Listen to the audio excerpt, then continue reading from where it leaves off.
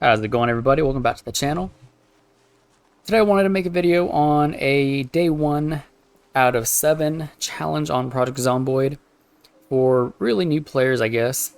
Not really the experienced player. Maybe it could be a refresher for them, but mainly for the new player. I know there's a lot of new people coming in on build 42.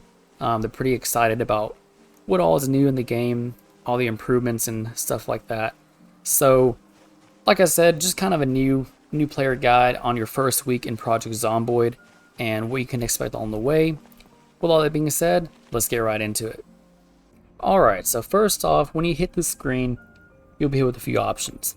What I recommend specifically for new players, or maybe you don't really know too much about the game and how you can actually tweak the settings a little bit, what I recommend is going to custom sandbox, just because, you can kind of tweak the settings in the game as, example, like zombie population, the time of day, the length of the day. There's a new addition to build 42 where they put muscle strain. You can turn that off or even lessen it a little bit. So if you're a new player, you might not know what that is. It just basically means every time you swing an axe or you hit something, you use your legs, anything in the game that requires movement, right? It basically wears down your character over time, and you have to rest to let that go away, essentially. So what I recommend also, just take into account different things. You don't have to turn them off per se, but you can just turn them down a little bit. But if you want to play more vanilla, go right ahead. I just recommend custom sandbox for newer players. So once you move on to the next screen, you'll be hit with your spawn location. Really, for new players, one of the better spawn locations that I recommend anybody starting is Rosewood. It's kind of like the gold standard for a new player, just things that are around you. You have your gas stations up at the top, north and south. You have your police station, your fire station, that you can find, your guns, your ammunition, fire station for equipment, the axe.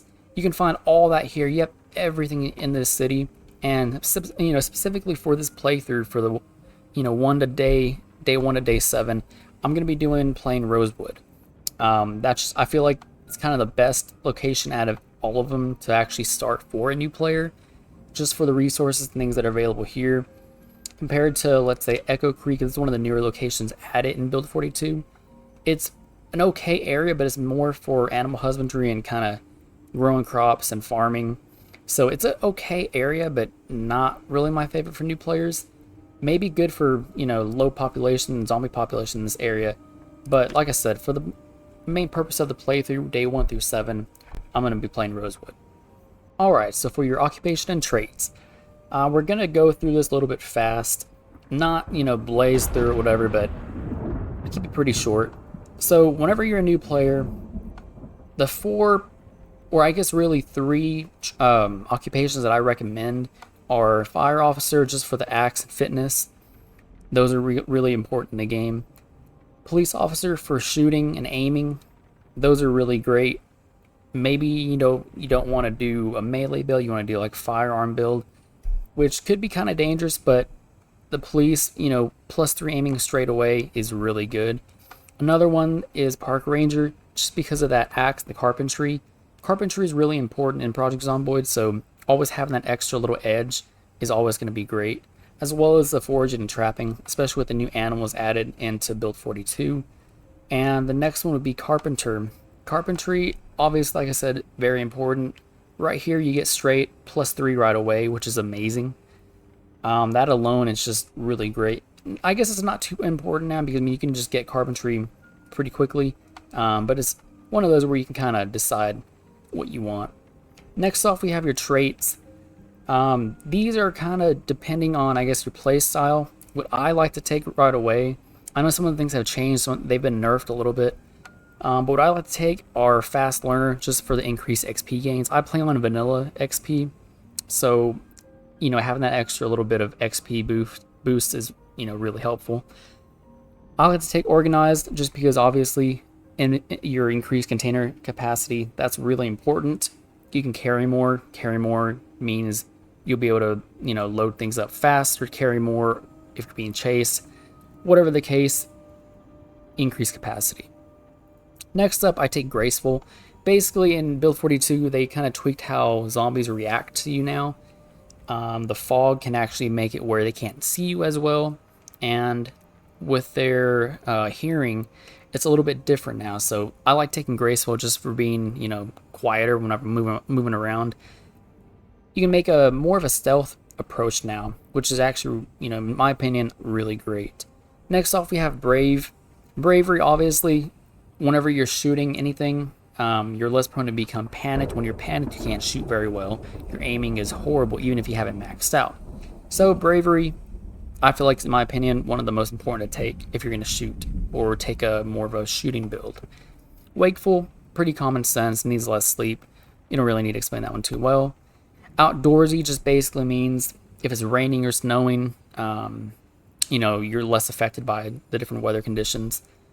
This one, I'd feel like this one's a pretty important one. It only costs you 2 points, but there's so much that comes with it. So with it, you can transfer items quicker. And if you don't know, in Project Zomboid, that's actually really important, especially if you're being chased. You need to hurry up and, switch something to your other bag, to your backpack, whatever the case. Faster rope climbing, less chance of falling. That's pretty important. Maybe not early game, but maybe mid game to late game, whenever you have, ropes and all that. Ladders, jumping over fences. And basically a faster weapon shouldering time. This basically means, like, if you're going to pull out a weapon, it just makes that process a little bit faster. Next up, we have Cat Eyes in build 42. They kind of tweaked the nighttime, or actually I say tweaked, they actually redid it completely, where nighttime is actually very dangerous now. It's very dark. And if you're going to be anywhere indoors where it's nighttime and there's no sunlight coming in, it's actually pitch black. So you need a flashlight to actually move around indoors at all times, which I like. It adds to the realism of the game and just makes everything seem like it's actually more realistic instead of, just an actual game. And Speed Demon is kind of hit or miss. I wouldn't necessarily recommend taking it. It's just something that I like taking because I'm an impatient person, so I try to speed up everything, make everything a lot faster than it should be. But it can be a very dangerous perk to take because if you think about it, if you're driving fast, you're hauling down a road and you don't see a car, you're going to run right into it and you're going to die. Or if not die, you're going to be pretty injured and you might die. You'll hobble around being chased by zombies. You get a broken leg, the rest. So, some of the negative perks that I take, I'll start from the bottom. Smoker used to be, I think, 3 points. They put it down at 2. Used to be 3 points. I just take it because, you can find cigarettes anywhere. You smoke it. If you're feeling nervous, you take a quick smoke break, and, you're good to go. Pretty much 3 points at that point. Weak stomach, I just take it because, a higher chance of food illness. You just want to be careful when you're walking around. You don't want to eat anything bad. You don't want to eat maggots, Want to make sure the food's fresh. Make sure it's canned. Don't use dirty water, stuff like that. Slow healer, pretty self-explanatory. You just recover from injuries a lot slower. Can be good, can be bad. Just kind of depends. Just be careful.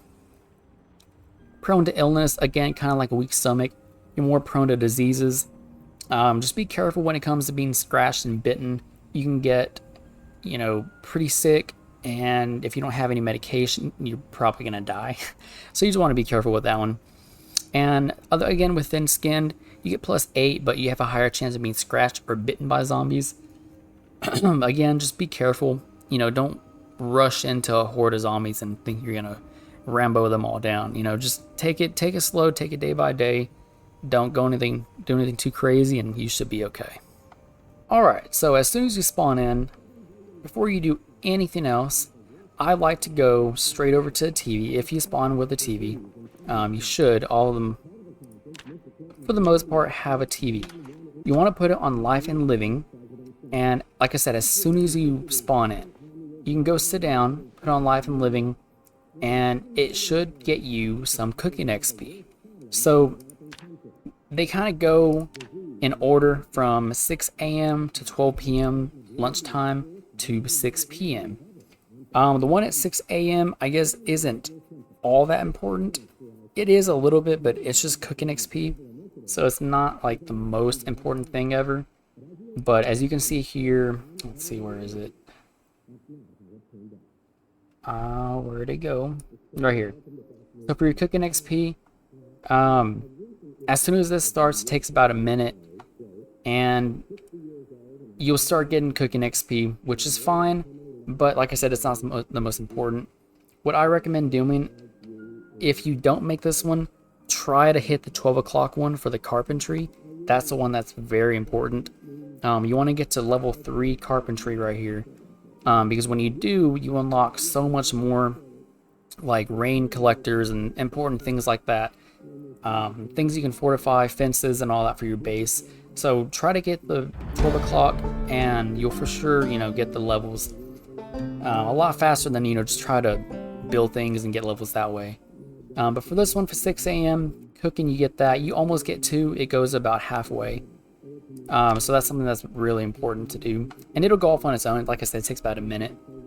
Next off, after you do that, what I recommend doing is trying to find, if you can, a digital watch. So if you can find a digital watch, or maybe just a normal watch, that's something that is very useful, because obviously if you know the time, you'll be able to know, obviously when that noon, when 12 o'clock hits, so that you can actually go and watch that carpentry show and get that XP. But if you can't find a watch, yeah, that's fine. It doesn't really matter a whole lot. Just make sure that you do try to get one eventually.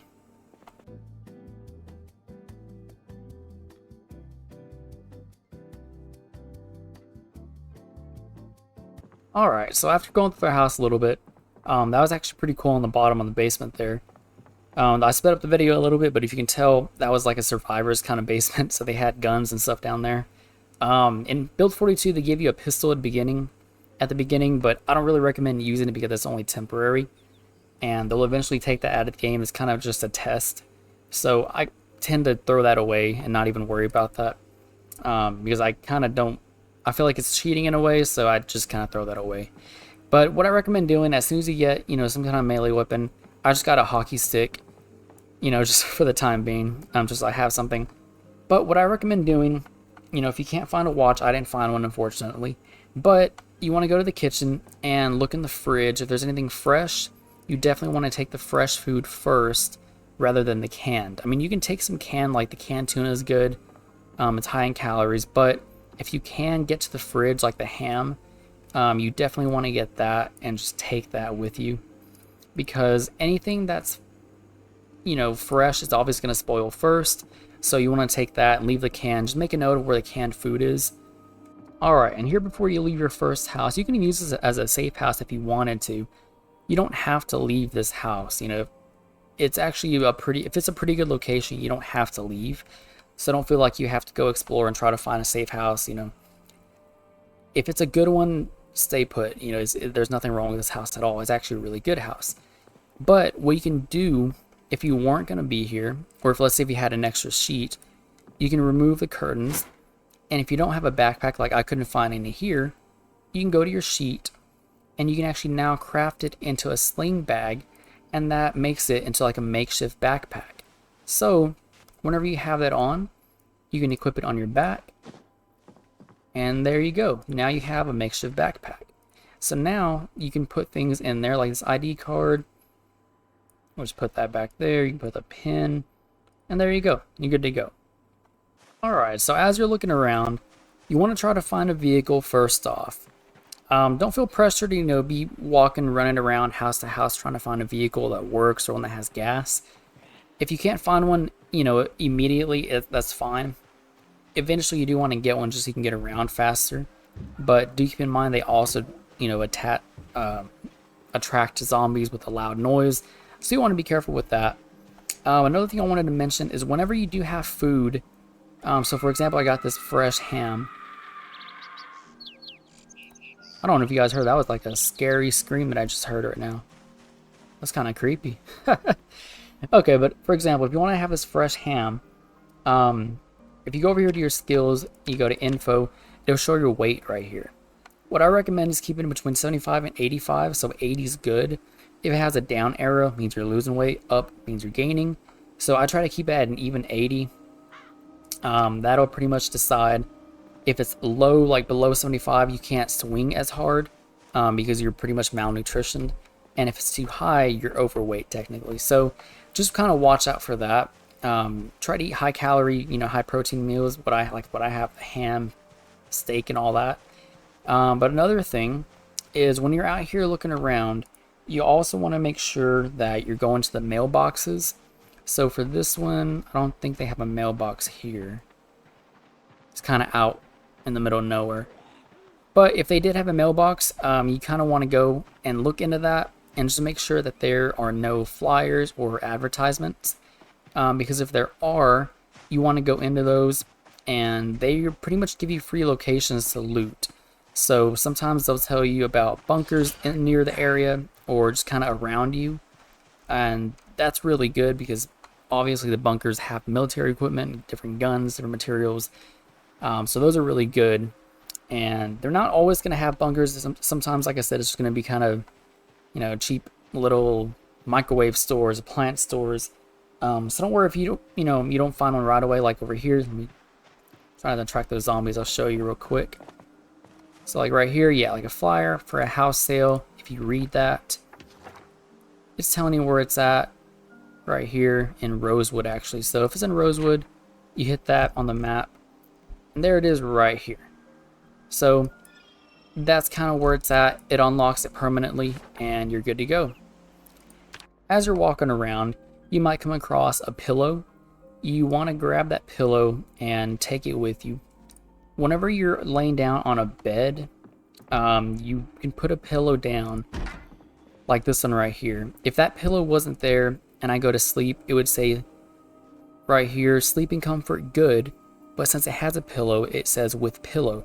And you basically get a resting bonus whenever you go to bed at night. That helps you just, I believe it's like a strength bonus or something like that. So that's really good to have. There's a zombie knocking on the window, I can hear it. But that's really good to have. If you want to carry that pillow with you at all times, you can even put it in a vehicle you're driving and take a nap in there. And you'll get that bonus as well. So that's another really good plus. Just take that with you. And over here in the kitchen, I was trying to find a water bottle. I couldn't find one. But if you did find one, you can fill it with water and make sure it is in your main inventory right here with the box. And that will make it where you will always be able to be drinking water whenever your character is thirsty. So if you had it here in your main inventory, it'll have an option that says disable auto drink or something like that. And that'll pretty much make it where, like I said, you can drink at all times and not even worry about it. So right here we found a watch. I'll go ahead and put that on. It's 11:30 a.m. So in 30 minutes we'll be able to do the life and living and get our carpentry boost. Alright, so it's 12 o'clock. If we tune in to life and living, we can get that nice carpentry XP. So we'll go ahead and sit down. Let me load up our skill and show you. So here for carpentry, like I said, give it about a minute and that will increase to almost level 2, I believe. So yeah, there we go, we're already getting XP. And that's just a faster way to get XP. You get it crazy quick. I think you can get it in like 2 days. So that's something that's super important. Just, instead of trying to build everything, spam build, just get that quick XP. Alright, but pretty much that's all you want to look forward to. Like I said, quick recap. You want to find a car preferably. If you don't, that's quite, that's 100% alright. Don't worry about it. Just keep looking. You'll eventually find one. You want to make sure that you have a safe house that's going to be good for you and not too big, not too small. You want to make sure it's actually a good location. You're not too far away, not right in the middle of town where there's all the zombies that you're going to attract. You want to find a place that has a good basement. Basements are a new thing in Build 42. So these are really good. You want to find a good spot that you can actually potentially renovate and turn into your own, like a safe house, and pretty much do whatever you want with it. This one actually has one of these stoves, which is really good. So this would be a really good safe house to have. And there's a zombie out there. You just want to be careful. You want to make sure that you close the curtains when you're not, when you're not here. You want to board those up. And like I said, if you have a watch, that's really good because now you have access to whenever the station's on, and that's free XP. But along with that, that's pretty much it for day one. You just want to keep on finding food.